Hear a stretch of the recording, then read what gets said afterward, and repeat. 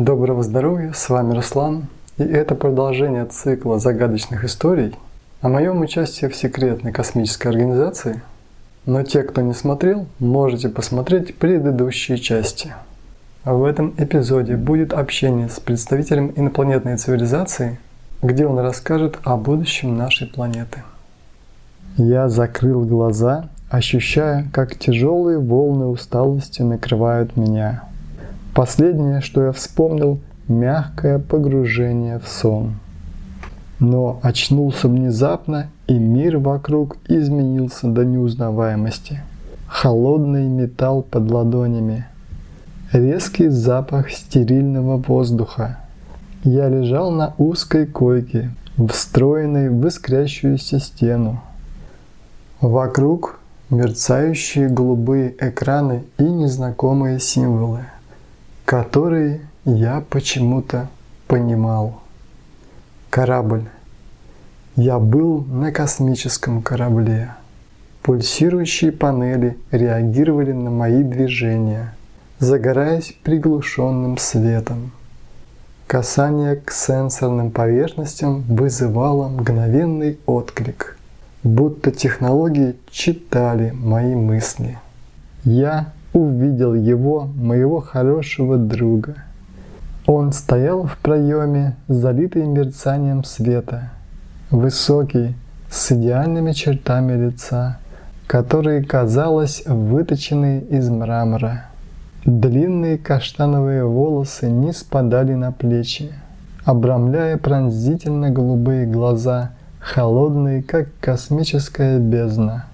Он был облачен в облегающую черную форму. Его движения были точными, выверенными, как у настоящего военного. «Приветствую тебя, Каир», — сказал я.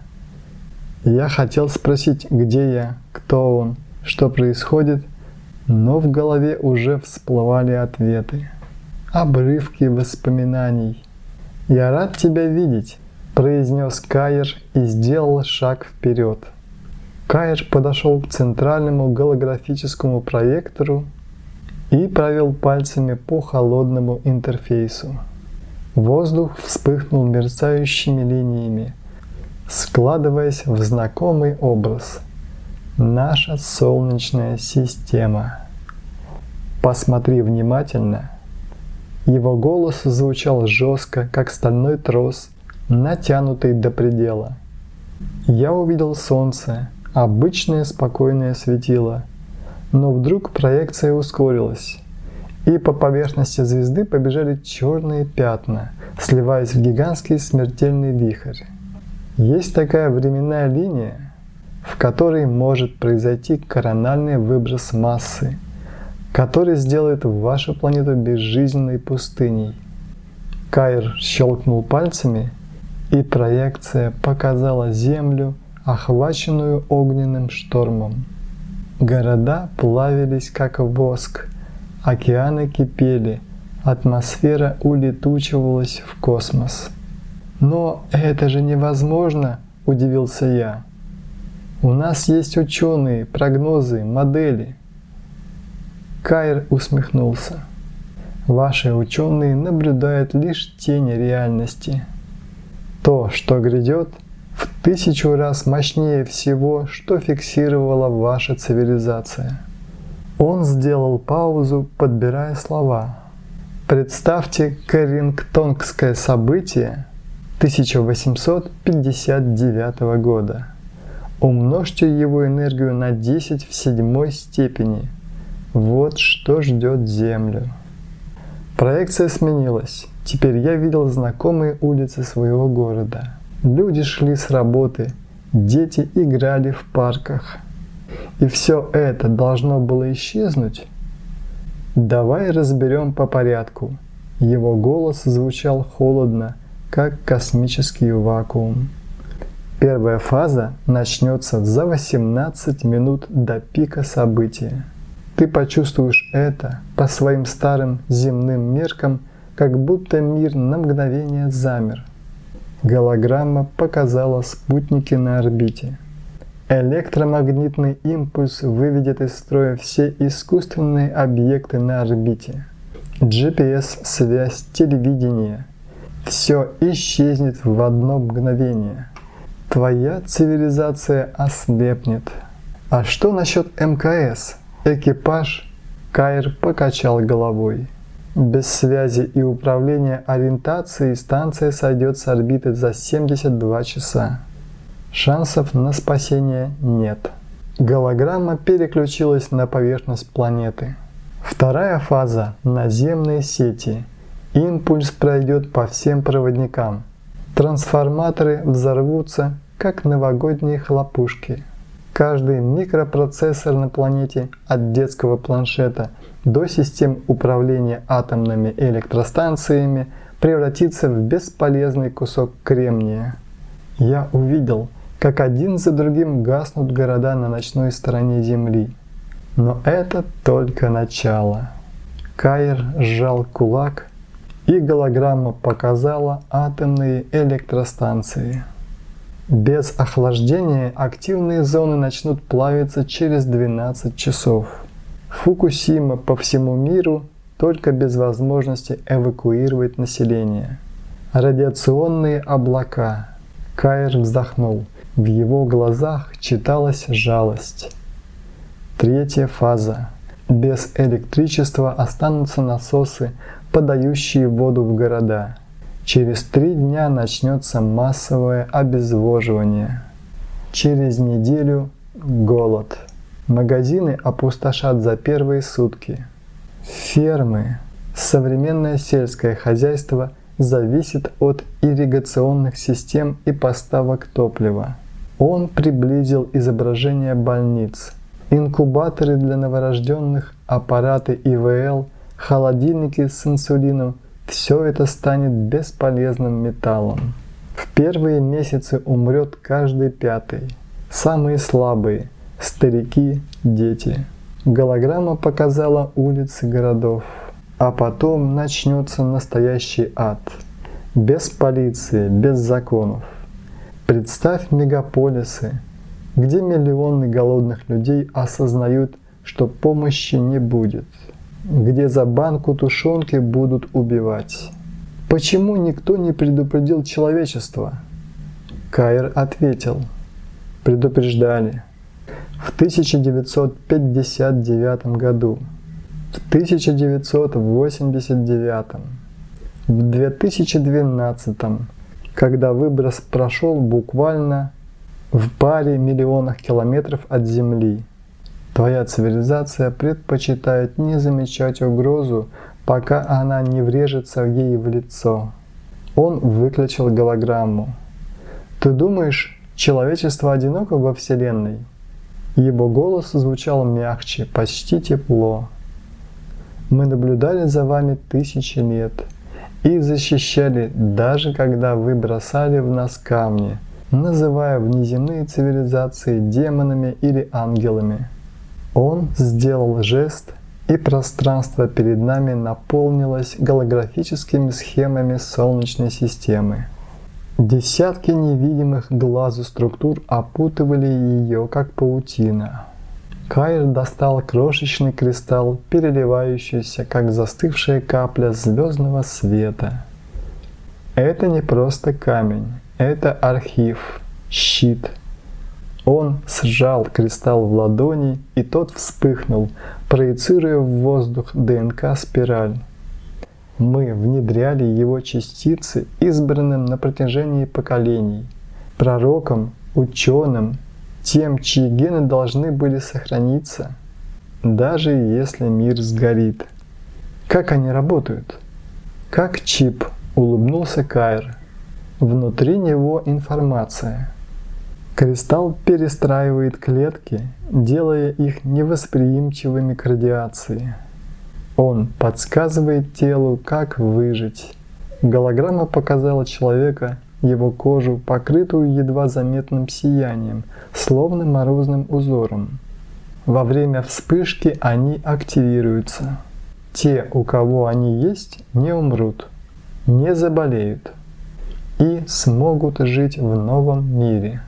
«Почему вы внедрили их не всем?» – спросил я.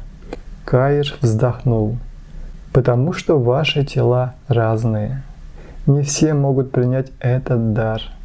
Мы помогаем только воплощенным звездным душам на Земле. Другие люди могут сойти с ума от нашего воздействия.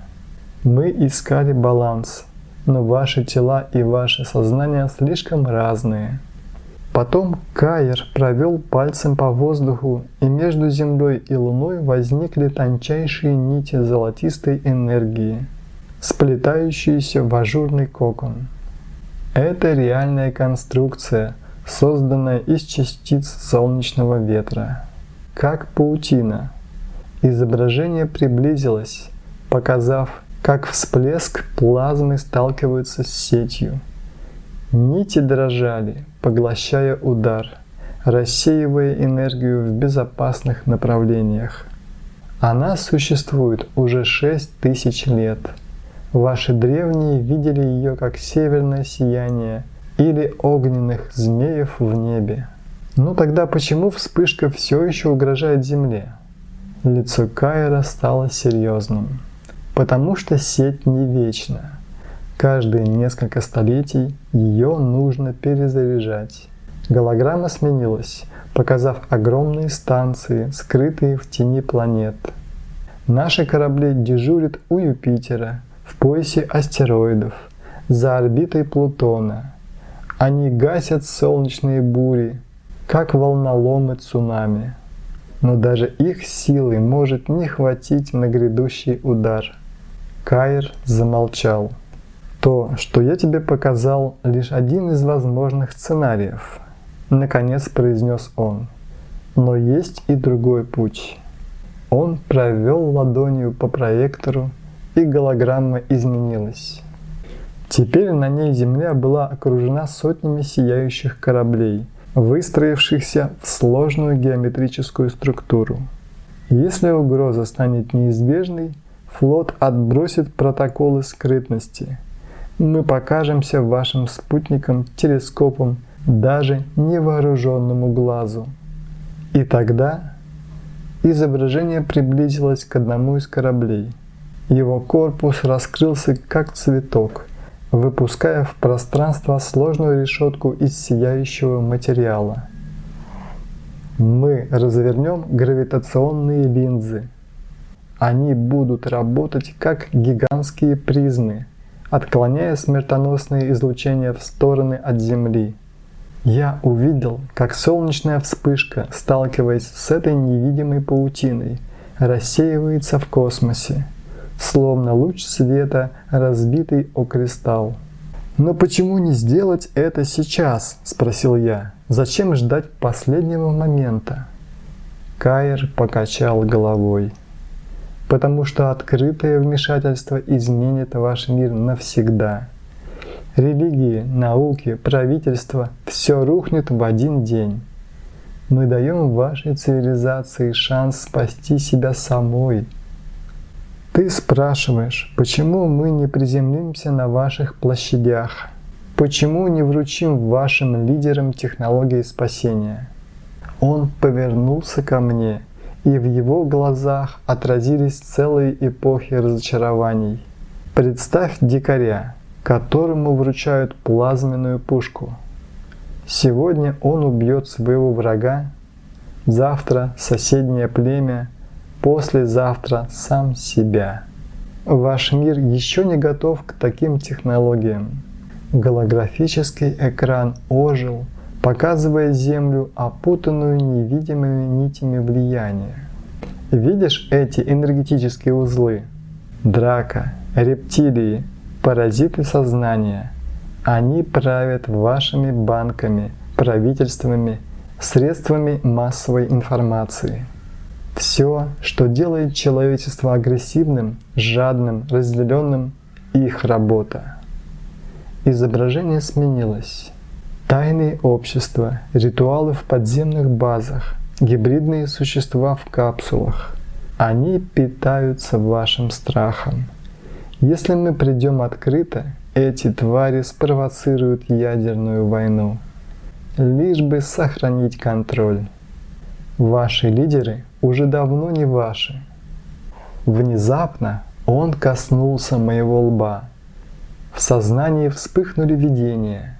Толпы людей, крушащих инопланетные корабли с криками «Сатана!». Генералы, запускающие ракеты в инопланетные корабли. Рептилоиды в человеческих обличьях, шепчущие президентам приказы.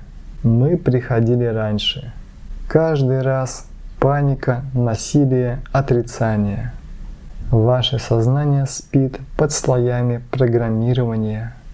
Каир отступил, и его фигура начала растворяться в сиянии.